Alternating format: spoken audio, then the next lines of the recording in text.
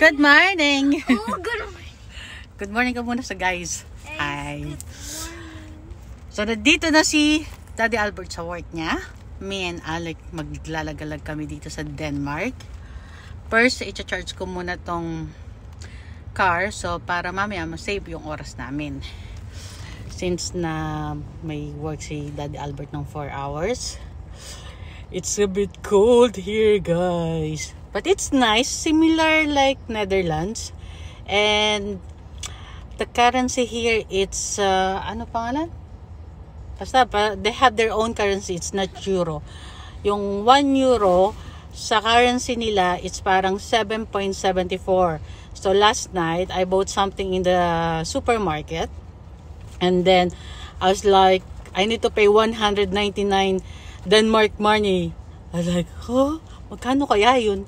Then, when I check it, nung chinek ko, is parang 13 euro yung binayaran ko sa supermarket because I bought milk, some bread, you know, yung mga Mommy, isda. thank you. I have so much space with the chair. Yeah. Daddy always like, yeah! So, masaya siya kasi solo niya yung likod.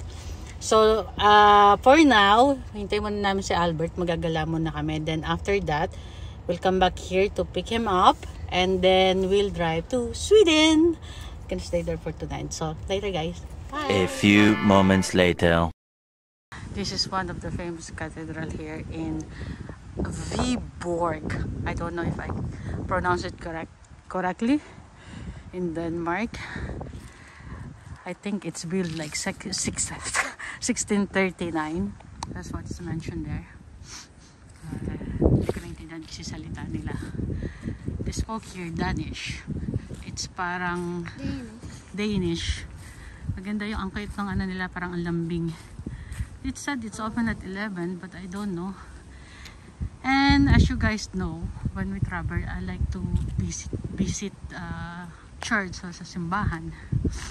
Since it's almost my birthday, so ito yung simba ko, kaso parang hindi yata sila open. A few moments later. Gutom yung bata ko ah. Ay, naku. Tingnan nyo guys, oh. Kaya lagi ako may dala. Nagagawa ako lagi, nagtutoast ako ng bread with cheese, with some mortadella, ganun. Kasi pag nagutom, ano, gutom? Kaya pa today? Yeah. So, sindo na namin si Daddy Albert and then we'll drive to Sweden. Ay, drive na naman. See you later, guys. Okay, kain pa mo. A few moments later. So, time check, it's 6 o'clock. Palit na kami ni Albert. Yun naman yung pamaneho kasi pagod na ako. How long before we reach Sweden? Long. Like how many hours? You mean the hotel? No, the country. Maybe 1 hour. So 1 hour, we can approach Sweden na. But total, medyo malayo pa. Medyo madilim na eh. Maaga na yung sunset to. Isa to sa mahabang tulay. Ang ganda nung ano. Wow. So yan. Nakapagod din na yun. Mula pa kanina. Medyo naligaw pa kami kanina kasi yung map dinadala kami dun sa ferry. Kasi if you from Denmark actually to Sweden, you can take a ferry to go to Sweden, or you can how you can cross the bridge, the long bridge, which is I will show you guys later. Ayun pala yung other bridge, yun yung may ilaw na yun sa dulo. Ayoko yung i-zoom out eh, para hindi masyadong ano. Grabe ang haba. Actually, nagkakaroon ako doon. Nakakatakot. Kasi nandun ako sa pinaka ano, yung what's that? It's like Atlantic Ocean, like sobrang lalim. Yeah. Is it Atlantic Ocean? No. Yeah. Oh, okay. There is one boat going there. So it is Atlantic Ocean, guys. You know, and it's very cold and it's very windy. So kaya din si Daddy Albert na yung nag-drive kasi gusto kong makita yung Oh my gosh. view yung scenery, and that is the long bridge. Oh my gosh, nakakatakot tumawid, ang haba. see that one? So yun na nga kanina, as I'm explaining, from Denmark to Sweden, either you can go by ferry, bring your car, or you will, how you call that one? Cross this long bridge to Sweden, from Denmark to Sweden, to reach Sweden. And you're gonna pay toll. There's toll free, right, Han? Yeah, that's Toll fee? it's a fee, not free. Toll fee, sorry. Kailangan mong bayad ng toll. It's around like, I think, how much, Han? Almost 50 plus another 50 euro? 20. So, Mahal. around 50 or to 60 euro. Parang ganun. Yung fee, yung toll fee. I think in the morning, kasi now it's 6:11, so medyo madilim na. Tapos, maulan din ngayong araw na to. Kaya, hindi na masyadong nakikita. Sa video nakikita siya. Pero ngayon masyadong madilim. Which is much better for me. Kasi hindi ko nakikita masyado. Kasi para ko atakin ng anxiety. Ito siya, yung bridge. Nakikita nyo, tinatawid namin yung bridge. Na ang haba-haba. Gusto ko sana mag-video na i-open yung window. Kaso, hindi ko kakayanin kasi parang nakakatakot. Kasi ang lakas-lakas ng hangin guys sa labas. Tsaka ang lamig. Meron dong boat, parang nagko-cruise something. Yun natin. Yun, ayun. May barko dun. It's nice trip. Guys, Guys, tumatawid na kami ng... yung sok. Ay, may boat! Hey! My gosh! For the future, guys. So, tumatawid na kami ng bridge guys. Yung long bridge to Sweden. We're approaching Sweden. Entering Sweden, actually. And of course, there is speed limit here kasi it's bridge. It's a bridge. And yeah, so where you gonna, it's automatic, the toll fee, Han? Ang laki ng boat. They're crossing the boat. They're crossing guys. Mommy, I see land there. How many minutes is this bridge? Cross? Di ko pala, and the video like 3 minutes already. hindi ko pala naorasan kung gaano kahaba to doon, kung ilang minutes ang i-take namin before we cross this bridge, the long bridge. Grabe, nakatakot ako. Parang, who built this one? Do you know, Albert? Yeah, engineers. I know engineers. When they built it, I don't know. how old is this bridge? Wait a minute. Doesn't know. I-google natin yan mamaya, guys. Hey, We'll soccer, check. I know, soccer. The what? Young goal. Oh.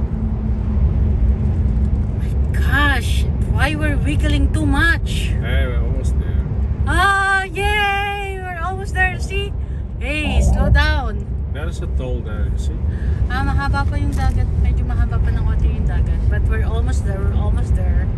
So, if you have an anxiety or a panic attacks, this is not good for you to cross. I have some anxiety minsan. I'm scared in height. Han, can you not move the car so much? Sorry. Can you stop? Yeah. Takot yan. Yeah, I have yung fear in heights and yung sa plane niya and water. So if you have like really like panic attacks or anxiety, well, there is some tablet like you can take like for to calm down. Pero kung kaya mo naman, okay lang. It's like adventure. Ganda ng dagat. Kaso masyadong wild yung dagat today. Kasi sobrang lakas ng hangin. Teka, tingnan natin. You can see the sea. Medyo ano siya ngayon, medyo may sumpong. Wala sa Mudsi Sea today. Sobrang alon niya. So kung iti-take mo yung ferry today, sabi nga ni Daddy Albert, no way. Kasi sobrang lakas ng alon. Parang may kaaway siya, ganun. Pag may kaaway, may jowa mo, ganyan. O yun, ganun yung sea ngayon. Masyadong malakas yung alon. So, what you call this sea again, Han? Arctic? It's just Part of Atlantic Ocean. Yun. Kaya this part like Denmark, Sweden, Norway, pataas, mas malamig siya talaga kasi sa Netherlands. Kaya medyo nagulat kami nung dumating kami dito. Eh tapos ang dala pa namin winter jacket ni Alec, yung manipis lang, yung hindi talaga yung thick. Kasi nga we did not expect, I expect na it's more cold, but I did not expect that it will be like this colder. Ayan, ito na yung toll. So, you will pay by card, Han? You're paying like by card, right? Parang same lang sa mga Philippines. Like you stop in the toll, tapos babayaran mo yung fee. So, here it's around 50 to 60 euro. You have to this pay. one is still cheap. Yeah, it's a bit cheaper, yeah. No, I mean this is like 20. Ah, like 20 euro lang. There will be another one. Ah, so there's 2 toll. So dalawa pala daw yung toll na dadaanan namin. Anyway guys, so we're here in the tunnel under the water. 20 kilometers. 20 kilometers tunnel. And you know, I hate And tunnels. guys, mali pala, yung bridge pala namin dinaanan kanina, that bridge is going to still Denmark in Copenhagen. Yeah, the capital. That's the capital of Denmark. So this is the parang border from Denmark to Sweden. The long tunnel naman. Underwater naman to. Kaya kung mapapasin nyo, parang umugog naman yung tenga ko. So Dubai, they have this one in Dubai. I forgot the name. I think in I forgot the name of the street. But in Dubai, they have also the tunnel under the water, which is they have it also here. So we're approaching towards Sweden. So, wow, mali pala ako dun kanina. Sorry for the info. So it's still Denmark. Parang yun pala yung pinaka-city. Yung dinadaanan namin kanina. I was looking. It's nice. It's lots of modern buildings. Yung airport nila sa Copenhagen, something like that. I don't know if I'm pronouncing correct. But yeah. So this is the tunnel going to Sweden. Nasa approach pala kami ng Sweden. So we still have like, let's say 6 hours drive. No. Oh, how many hours? 4 maybe. Okay, 4 hours na lang pala. Ang haba, ang layo. Grabe. Parang 2 days mahigit kaming nagbabiyahe by land. So, good thing din, dalawa kaming nagmamaneho. So, yung isa medyo pagod na, yung isa naman nagmamaneho. Kumbaga, salitan. Grabe, ang haba ng tunnel, no? Yeah. Albert said this is 20 kilometers under the water tunnel. Wow. Ang haba. Parang, ano bang mas nakakatakot? Yung nasa tunnel ka na, nasa ilalim ka ng tubig, or yung nasa ibabaw ka on the top of the bridge, which is bridge, sorry, na it's so windy kanina. Ang takas ng hangin kanina, Alec, di ba? Ang shadow moga. Here, walang hangin. There's no wind. It's very stable. The car is very stable. Although Tesla, it's a bit like, it's heavy car. But doon talaga ramdam kanina eh. So, after this bridge, after this tunnel, sorry. Fridge. Tapos na. Ayun. After this one, meron kaming, we're gonna pass 1 toll fee. We need to pay 1 more toll. Yun yung border ng Sweden. Medyo madilim na eh. Actually, madali na talaga kasi it's... Wow, this is the real bridge, Oh, guys. another bridge. 6:28. Oh, so, ito pala, ito naman, bridge. Okay. Hindi masyadong kita sa camera, but it's also a long bridge. The good thing is I don't see the sea. So, I don't get like, how you call it, anxiety or scared. Also big bridge. It's a very long bridge there, until there. Hindi nakikita sa camera. Kung nakikita niyo yung kumikindat ilaw na yun, hanggang doon sa dulo yung bridge. So it's same as from yung previous bridge na dinaanan namin sa Denmark. Ganda ba yung view like? But we don't see so much because it's dark. Anyway, yeah. So we have more 4 hours to go. At the moment, we're watching some movie here in Netflix. Pero maya-maya papaitipin ko na si Alec. Tutulog na si Alec. Ayun yung bridge, ang haba. That one? What's that? It's a message. So we received the message. Welcome to Sweden. So we're in Sweden. It's Officially. something with Normally in the phone, di ba? Pag roaming, welcome in Sweden. Ayan, nagbablog yung bata. How are you, vloggeries? Kaya pa today? Para ka na si Panday, ah. So, ito na yung Hey! Is it okay with light, ha? No, no. Yeah, it's So, ito yung isang long bridge. Ito na. Ito yun, yung mataas na may kislap kanina. Grabe ang taas.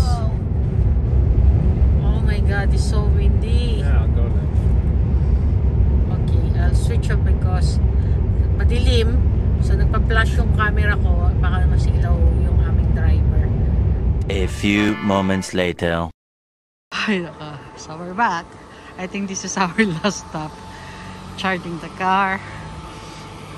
Another 2 hours drive. Alex, stretch mo muna yung legs mo. Paano yung stretch?